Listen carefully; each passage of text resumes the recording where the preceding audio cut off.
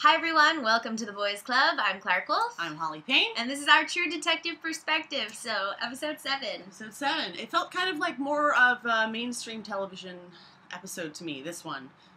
Even though we're getting more of a wrap-up again, I felt like. Yep. But I am convinced now, like thoroughly convinced it's not Marty. I'm pretty 100% on that. And also, because I feel like did we talk about this last week? The first scene that we see in the very first episode. I think we did touch on it a little. The two skulking shadows before we see that field on fire. I think it's those two. And it looked like one of them was injured. I went back and I watched again and I was like, wow, it looks like one of them's carrying the other or one of them's hurt. Totally speculation. It's so shadowed you can't really tell anyway. But I think it's, those two definitely closing in on the case. And let's see, as far as the rest of the episode goes, I felt like, like pretty much everything we expected. Yeah, this was the first episode that I actually took to the internet after. Did you? Yeah, this was the first one because it did feel a little mainstream to me. Yeah. But it also was kind of one of those things where I was like, did I miss something? Oh. Or like, what did all of this mean? Yeah, well, considering everything else we've seen up until this point, it's like, how could it be just so straightforward? Yeah, that's a great point. Yeah, that's exactly what it was. I felt like it was so straightforward that I was confused. Yeah. Yeah. So I took to the internet and where are the Easter eggs in this episode? Yeah, or something. But I found this article on the Daily Beast, and it was an interview with Nick Pizzolatto. Oh, yeah. Did you I think I read the same one. Yeah, and it was really informative, and I'll put a link to it in our comment section, because it was basically, it was free of spoilers, but what the journalist was basically recapping out of this interview is that it's not The Sixth Sense, which is something I had compared it to. And that's what I was saying before, like in last week's episode when I mentioned I'm done with picking it apart, because I really felt like, first of all, and I think they mentioned this in the article, or allude to it anyway, it's only 8 episodes. We only have 8 episodes. They can't add too much more, especially in this episode.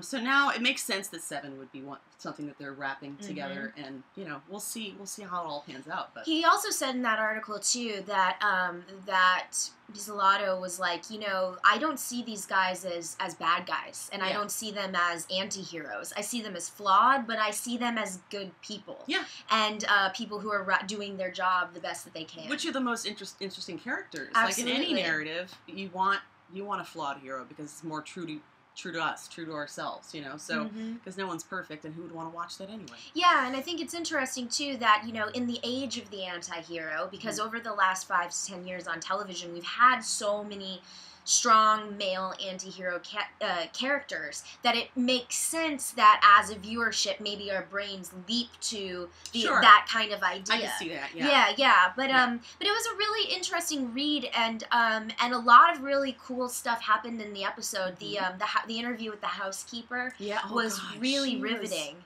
Boy, when she goes into that sort of trance once when she starts talking about Carcosa and all, it was, clear brainwashing has happened, and so who else is it affected at this point? Right, and that was a scene too that just felt very authentically Southern to me. Yeah, it really felt like, because I have family who are very, very Southern and from these small towns where everybody knows everybody who knows everybody. Yeah, and your dirt is common. I really liked that too, and the other thing that I liked, which was just a really nuanced little moment, but I loved it, was the fact that Rust is also Southern, and he really talks to her in that way. Yeah. He says, it's okay, it's all right, it's okay. Like, as she's going on, and he comforts her in a way, because he can speak that language. Yes, he's very, it's funny, for somebody who's so isolated, he's accesses people very easily in a lot of ways. Not necessarily, maybe not even relate to them, but he knows how to, whether he's getting a confession out of somebody, which is essentially basically what he was doing last night.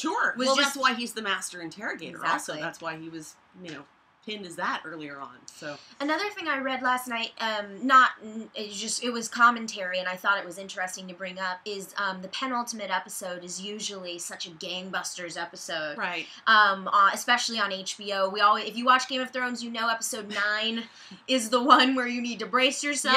Yeah. And then the last one is always kind of like, oh, okay. Exactly, and it's I think the commentator I read said sweeping up the ashes. Sure, the finale is always the sweeping up of the ashes. It's 8 episodes. It's all contained. It's not, going on to another season. Mm-hmm. So the penultimate, maybe it's a different formula because, we're going to have to see some major payoff. We have to. It's ending. Yeah, it's kind of crazy. I can't believe that it's like we're at the last episode. And like my friend had said, how much more do we know? We know a little bit more, but I still feel like I have no idea what's going to happen in this last episode. I'm going to also mention that I feel like I'm getting cancer from Rust. Just the amount he's smoking. Oh my God, he smokes so much. Episode. God, it's like unbelievable. Yeah.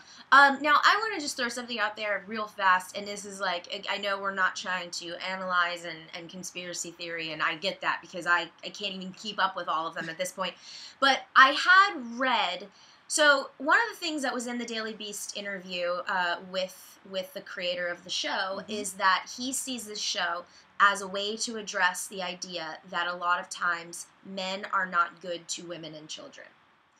So, here's my question. When was that article? That was last week, right? I don't know, because, I read it in the context of last night's recap on the Daily Beast, but they did publish the full interview earlier. Yes. Yeah, that's when I read it. Okay. So, my question is, then I read somewhere else the idea that perhaps Maggie has a couple of sinister motives going on, and maybe Maggie had been doing some stuff, and maybe the idea that these female characters had been neglected, she had been kind of pulling some strings from right under our nose the whole time to hurt Marty. Who knows? I don't know what the exact what the person who wrote that. Well, actually, they were referencing her being the Yellow King. Real? Well, that I don't see. Yeah, I don't see that at all. But I think that I think it might be overcomplicating things to give her more motives at this point. Right. Again, going back to what Nick Pizzolatto said, I really feel like it's, it's what it is. Take it at face value.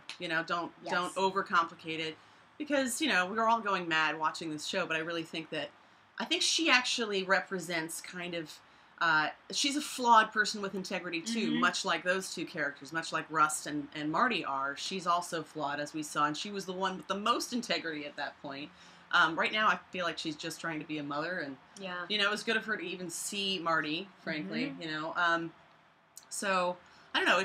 We'll see how it goes, but I don't think they're going to throw anything more into the mix with her character. But it's an interesting take that Nick Pizzolatto said that, because there's been so much backlash with the way that women are represented in this show, and I have to say I love the show so much that it's not something that I'm obsessing over. Right. But it is there. It's there. It's absolutely there. And also the fact that he's come out and said that there are going to be main, female characters in the second installment. Oh, that's cool. That's exciting. Yeah. I mean, I hadn't read that, but it doesn't surprise me either. I mean, look, I think you start out with a general story, and then you learn from the experience, and you know, as a creative person, I could totally imagine wanting to go in a completely opposite direction. Yeah, and this is his first foray into television in the first place. Right. Yeah. So he's learning from where he's been. But let's talk more about the episode. So what are some other things we saw? We finally saw the Lawnmower Man. Saw the Lawnmower Man again, and we got to see his scars up close. And I was doing a little bit of research online. They mentioned his name is Errol in a previous episode. His last name is Childress. Yes, that is a huge buzzword apparently. Man, I'm not an unintelligent person, but I don't know how people absorb so many details and can recall them. They don't. They're watching the episodes over and over and over again, like I've been doing. I don't know. I read this stuff sometimes, and I'm like, how did you guys even pick up on that? Well, it really is. We were talking about this previously, and I think in the comments, some of you mentioned that we do have this sort of lost fascination with it. That there are all these details, and how are they all going to connect in the end. And it's really fun for an audience to pick that apart and put the jigsaw pieces together. I don't think this is, as Nick Pizzolatto even said himself, this is not one of those shows. Right. This is not what that is. But, how can you help but try to do that? And also, it's a mystery. Yes, it is a mystery. It's so called naturally, True Detective, we're trying to be detectives ourselves and figure out all of the details. So I mean, that makes sense to me. Did you read about there was somebody on Reddit who did a bunch of research and found these Instagram photos that, well, now we've seen all of it, but earlier in the week there was a Redditor that basically put in all the actors' names that might have Instagram accounts and found like behind the scenes photos Oh. that were spoilers for this episode 7 and episode 8 and the final episode. I don't want to know. I don't want to see. I looked at all of them. I still don't know anything. Yeah. I still don't know anything. So it's not like it spoiled a whole lot. I actually still have not watched a next week's tease for any episode so far. Yeah, I told. Oh, you didn't? Not for last week? Okay. I told my boyfriend last night. I was like, I don't want to watch it. I don't want to watch it. And then watched it. He was like, come on. I was like, peer pressure. No. Yeah, I know. Well, I'm really enjoying kind of just like going into all of this blind. Yeah. It's kind of fun, and it's a great ride. And now we picked up on something last night, or we got a little tidbit of something last night. Rust alleges or alludes to the idea that his time on this earth may be coming to a close. And I'm wondering what you think about that. What you think that might mean for the end of the show.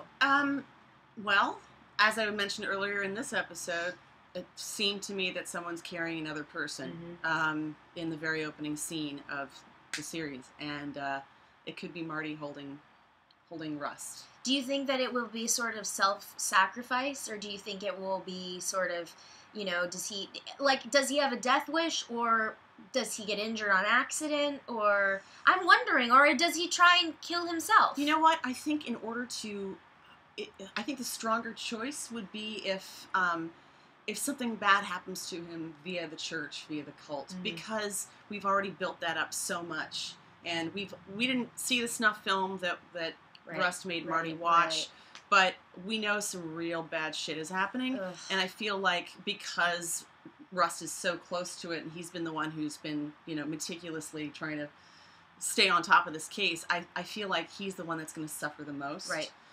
Also, going back to not that we're really giving too much, credit or too much weight to the King in Yellow, but because he is the narrator that's closest to the Yellow, I think that he's the one most at risk. And he's also the one, if we see him sacrificed, it would mean the most. Right. Yeah. That, the madness really, really stood out to me last night. I mean, what comes along with reading The King in Yellow and in the actual stories, I wish I could remember the exact example I'm thinking of. I can't quite put my finger on it, but something very specific stood out to me where I was like, wow, this is it just like felt a parallel. Yes, in some way. It felt a very strong parallel of somebody who really believes in this thing, right. And is losing to it. But I gotta say, these guys are just now. Actually, before I go there, I was gonna say the acting is great. You know that already. But hey, and Matthew McConaughey, Oscar. He won an Oscar. Yeah. So exciting. Not surprising. I was so happy for him. Yeah. Just as a nerdy fan. But rats. Oh shoot. I derailed. No. We were celebrating, and that was good. Yeah. I don't know. I lost my point. Oh well, that's okay. We'll come back. I'm sure it'll come back. Going back to Matthew McConaughey, one thing that I was talking to you about before we started shooting was how different, obviously, Rust Cole is from Matthew McConaughey. Yeah. Because he's an actor. Yeah. This is the thing. And I know I'm on my little McConaughey soapbox, and I've been on it for a while. But, when you go back and you watch A Time to Kill, when you go back and you watch Dazed and Confused, and when you go back and you watch Frailty, these 3 performances very early on are so thorough and so diverse. And Tiptoes, my favorite. Tiptoe. Oh gosh, no! You guys need to Google that if you don't know what that is. Oh my god! Look for it. Google Tiptoes and also Google Tosh.0 in the same, and you're in for a treat. But it's funny. I remember hearing this story, and I don't remember if I read it or if I heard Richard Linklater tell it. But the story of McConaughey coming in and reading for Dazed and Confused. This is a vague story. I have some vague recollection of this. I might have told it to you, or you might have read it somewhere. But it's a great story. And basically, the story is that McConaughey walks in, and the first words out of his mouth, he's not trying to be an actor, but they it's a local production, and he goes in to read, and apparently what he said was, listen, I'm not this guy, but I know this guy. And, you know, I totally believe that. Completely. I totally believe that. And, you know, he's an underappreciated actor. And, by the way... Not anymore, he's not anymore. Yeah. And, you know, but it is a long time coming. Yeah. The true detective role, the roles that, you know, it goes, I mean, it's a long time coming. Did you read I don't know if, I'm sure a lot of people have been doing research on this too, but the clip of him from Unsolved Mysteries? Yes. That was weird. That was really weird. Even Nick Pizzolatto was like, that seems like it was put together by a fan, because it's too creepy. If another one that we'll put a link to, it's useless. It's really not anything, but it's interesting because he plays a character who's like a young man. This is like one of his first acting roles for Unsolved Mysteries, and he plays a character who is basically trying to defend some children against a pedophile, and it involves him. Basically, there's a big red truck that looks just like his car. The mother of his character is named Dorothy Lang.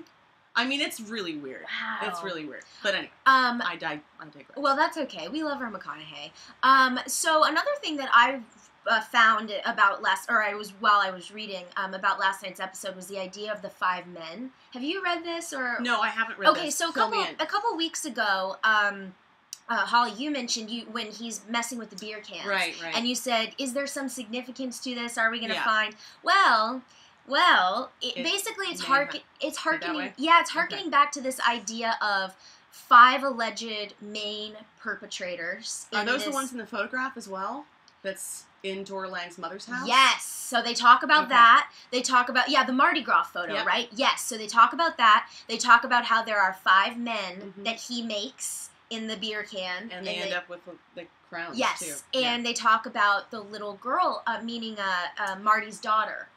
And the nude Barbie doll and the scene that's actually, here. I posted on our Twitter the comparison of those 2 photos because there's some parallels there that are unmistakable. I'm wondering for you guys out there and for us if we think that Marty's daughter has been afflicted by this in some way. Because she's drawing these gruesome pictures, she's reenacting these scenarios with her dolls. Here's my thinking on it, and I'm just spitballing right now. But she's a child. She's a child when all this stuff is happening. I mean, it's still going on, but she has to be close to other girls that it may have happened to. That's interesting. So I feel like she's seen something. Whether she's directly involved in it, I think is kind of maybe an outside chance. But I think that she's definitely seen something. Otherwise, we wouldn't be seeing the drawings that she's done and the Barbies in that display. So here's my big overall question, because it sounds like both of us got something out of last night's episode, but I think the general consensus that I've seen reaction online has kind of been like, this one feels a little out of place. Yeah. But my bigger question is, obviously this is not all going to be tied up with a nice little bow, okay, and that's fine. I think as savvy cable viewers, we know that and we come to expect that. Right. But really, is there going to be any sort of resolution in the next hour and in the last hour? I read an article that said don't look for one. Yeah, and that's fair, but just as a viewer, like, forget about, the bigger picture. If you're making a television show, and this is the last episode, and there are no more... It has to have some kind of satisfaction. Yeah. And I think what we're going to get is more character satisfaction than as much... Than story, maybe? I think we're going to get both, but I don't think it's not going to be giving us the answer to everything we've been picking apart. Sure. Because it's impossible. Right. At this point, it's impossible. So I feel like we're definitely going to get some resolution with Rust and with Marty and with Maggie. And I think we're going to have to figure out what's happening with Marty's daughters. Like, they're going to have to wrap that up, but they're going to have to do it in a way that's, they can't... I don't even know I haven't found out if it's a longer episode. Yeah, I haven't either. It feels like it should be. But if it's not, then we're gonna have to be satisfied with the character wrap up as our resolution. As a resolution, yeah. Because at the end of the day, it really is, I think, a character drama. It's less about the crime, and it's more about the people involved. So, I mean, it would sort of makes sense. Right. One thing we didn't touch on is the fact that Billy Lee Tuttle is dead. Well, we know that Billy Lee Tuttle is dead. We know that Russ didn't kill him. Right. But so we don't know how he died. That's what it was. What? The unreliable narrator part that was really screaming Yellow King to me was when Rust was recounting what happened in those houses. Okay. I was like, can I believe you? Right. Like, right. I don't... But he was telling Marty, right? Exactly. So, in that sense, I feel like he's telling Marty the truth. Because I think he only has one ally, and I think that's Marty right now. So, in order to have, someone to bounce this off of, I don't think he could weave any untruths into it, or it would complicate things for himself. Yeah, I was thinking more along the lines of, like, Marty even says it last night, I think you told yourself a story so much and that you drank it. And now you believe it. Yeah. And that's what more, like, I don't think that Rust, if we find out... He counters that, too. Yes, he does. He sure does. And at every moment where the audience could be questioning Rust's sanity, Rust kind of says, look. He puts the kibosh exactly. on that. He's like, listen, yes, I've been there too. Yeah, and I came through the other side. Exactly. Yeah. The question remains to be seen. All I'm saying is I would not be surprised if by the end of episode 8 we find out that maybe we couldn't have believed everything that Rust had said, not because he was intentionally lying. No. But because he really, Because his head is all fucked up. Yes. Yeah. So Billy Lee Tuttle, back to what you were saying. Well, that's all I was going to mention is that we know that Billy Lee Tuttle is dead, and we know, but we don't know how he died. Because don't we think that he killed himself? Isn't that like the... Was that alluded to? It's alluded to, I think a couple episodes prior, I could be confusing characters. I wouldn't be surprised he was drinking himself sick. Yeah, I think they're saying that it looked like an apparent suicide, but people think that maybe... I think he has to have been murdered, to be honest with you. Yeah, that's what they're kind of saying. Nothing else makes sense. He has to have been. He must have been a problem, and so he was eliminated. That's yeah. But I think that the police force, or as the investigators closed the case on it, it was suicide because he drank himself to death, or because he did something. Yeah. And One thing I wanted to mention too is they mentioned Sheriff Childress. Now, Sheriff Childress is directly related to Errol Childress, who is the lawnmower man. Scars. We all figured it out at the same time. But yeah, so there's a connection there. So it's both religious and governmental. It's everywhere. It's all tied in. We didn't talk about what's the big guy from Orange is the New Black. The guy, the one who's on the boat with Marty. Yeah. Who's also obviously involved deeply. Who's lying to Marty. There's so much that has to happen next episode. I know. Aside from the fact that, they've got to handle what's going on the boat, they've also got to get to the field, maybe, from episode 1. Yeah. Maybe not. I don't know. I mean, and there's just a lot of questions. There's a lot of questions. There's a lot of ground to cover. I think the Sheriff Childress that we've seen, do you remember what he looks like? No.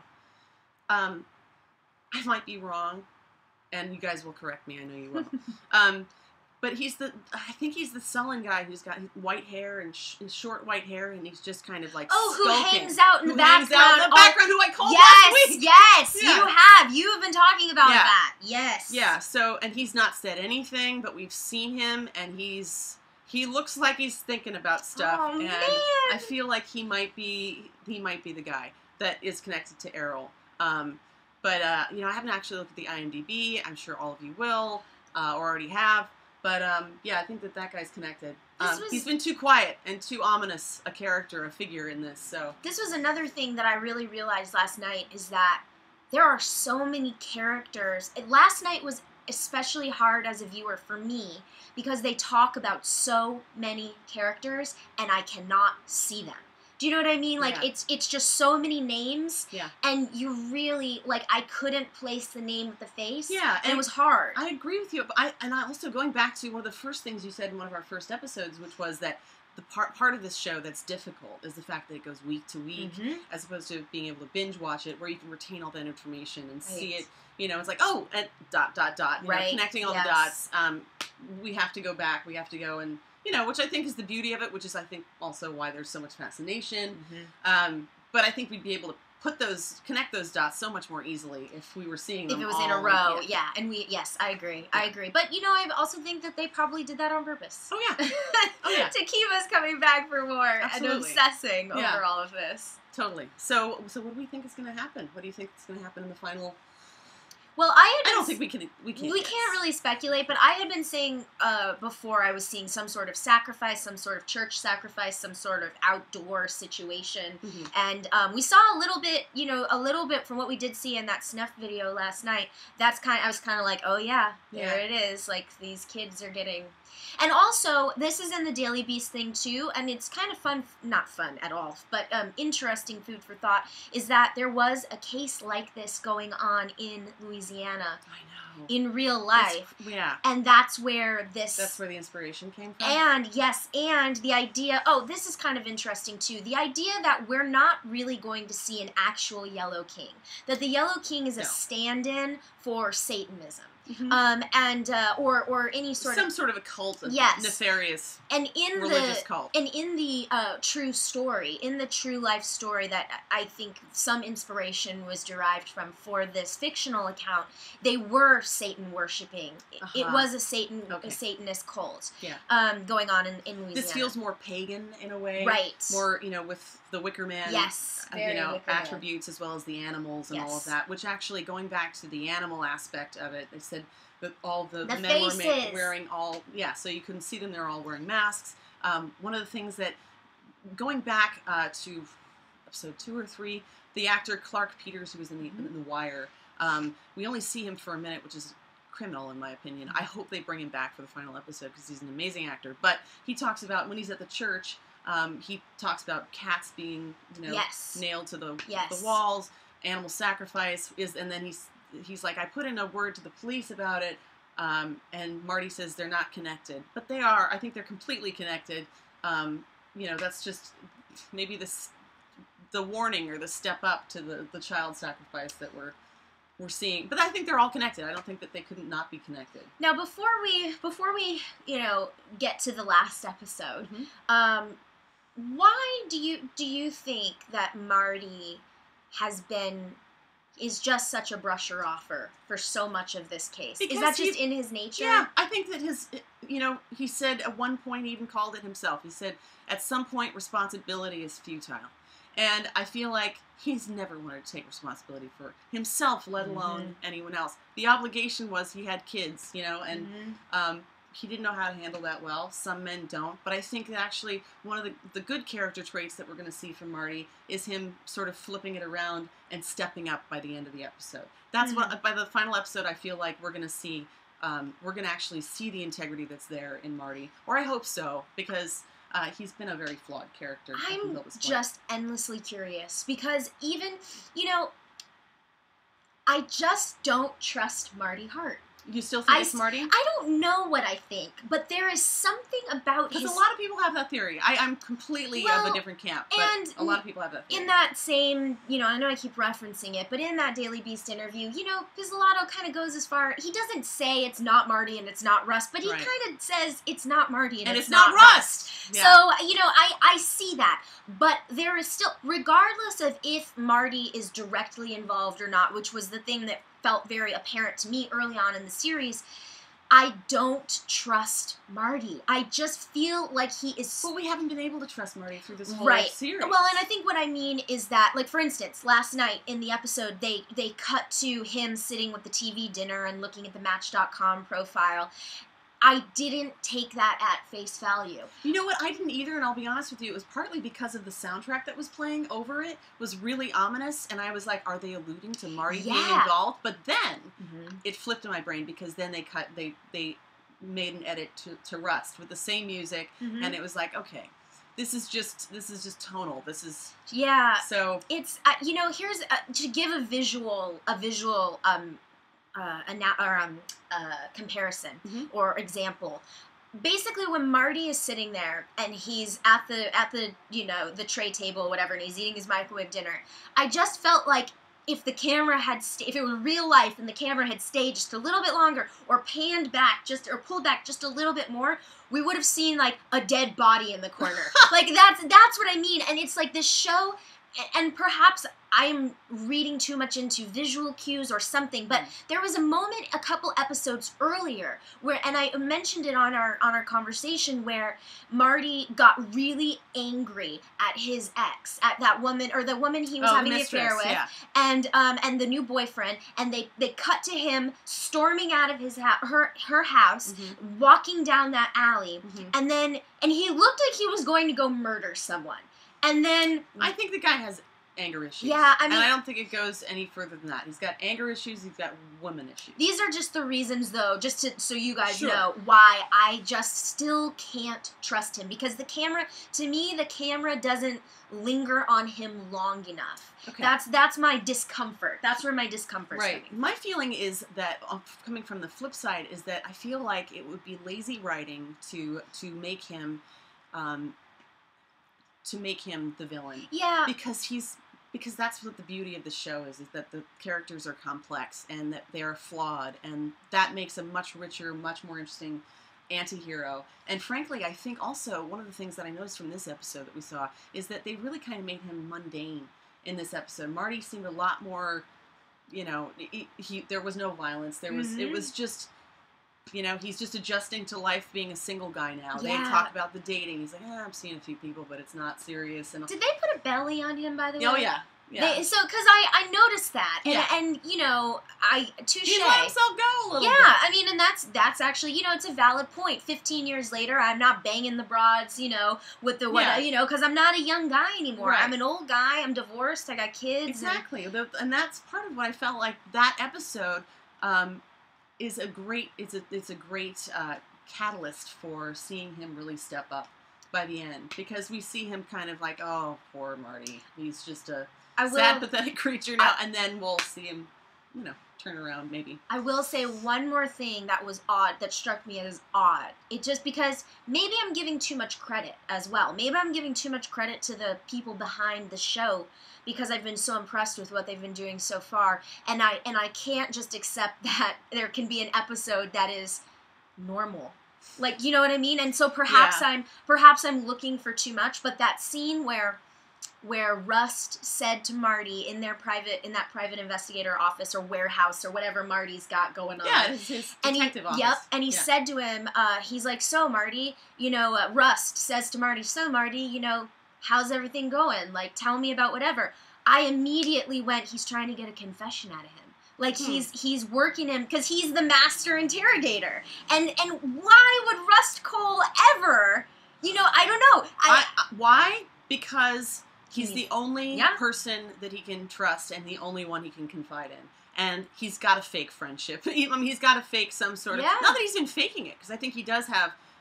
he has a respect for and a Marty, bond. And a bond, yeah. Of course. So I feel like that's as far as that goes. It's funny to me, because for me as a viewer, I just look at everything and I can see two sides. I can see where, as actors or as a director or as, the idea that we don't know where this is going. Yeah. You could literally play two sides. Yeah. It could go either way, and I can't quite put my finger on it. Okay, so I want to play a game for a second. Okay, so playing devil's advocate. Yes.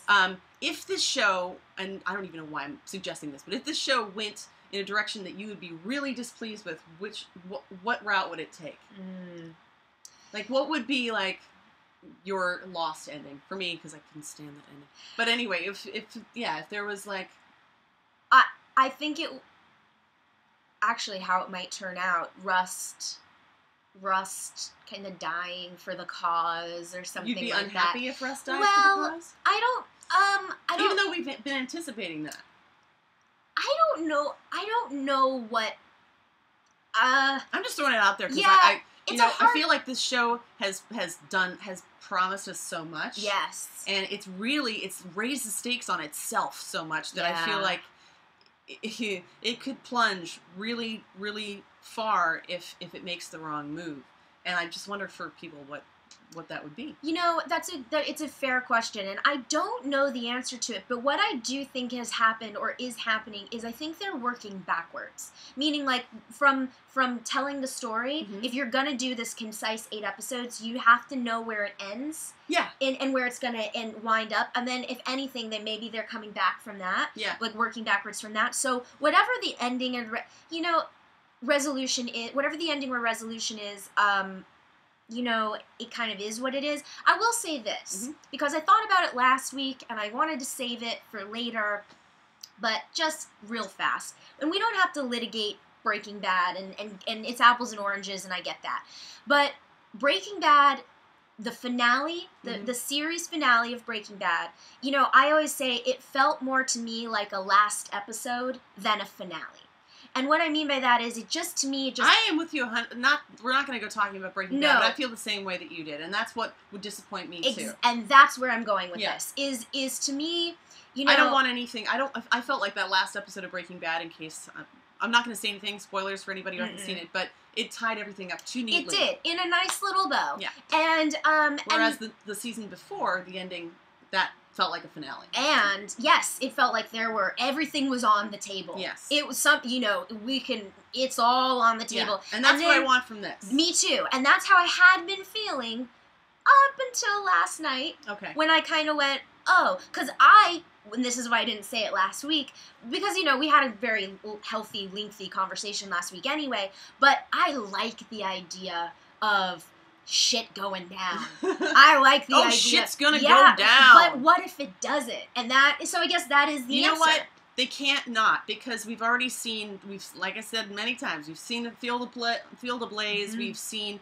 One of the things I wanted to mention, too, and it's a toss-away now at this point, I should have mentioned it much earlier in our series here, but the opening credits of True Detective are, you see a cross, first of all, in the very opening credits. Yeah. It's a church, okay, we know that. We're going somewhere. We're going there, we're going to the Light of the Way Church, or whatever the name of the place was, and we're going to see that field ablaze. We're going to see some of the cult activity that's been happening.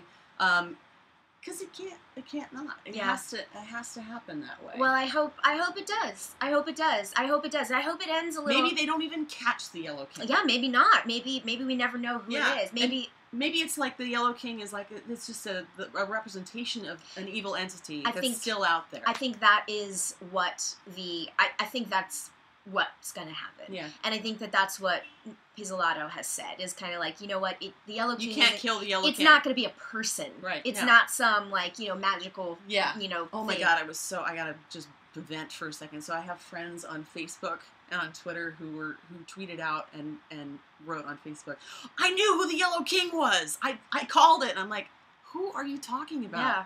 They were talking about the Lawnmower Man. I'm like, come on, people.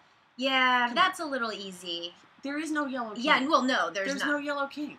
It's a representation of a much bigger machine at work. Evil, dark, murderous, child-sacrificing machine. Yep. So, well, there you go. I think that's a good conversation. Yeah. We're going to have a lot to talk about next week. Oh, yes, we will. It's going to be kind of cool. Yeah. I'm excited. Yes. I hope you guys are excited, too.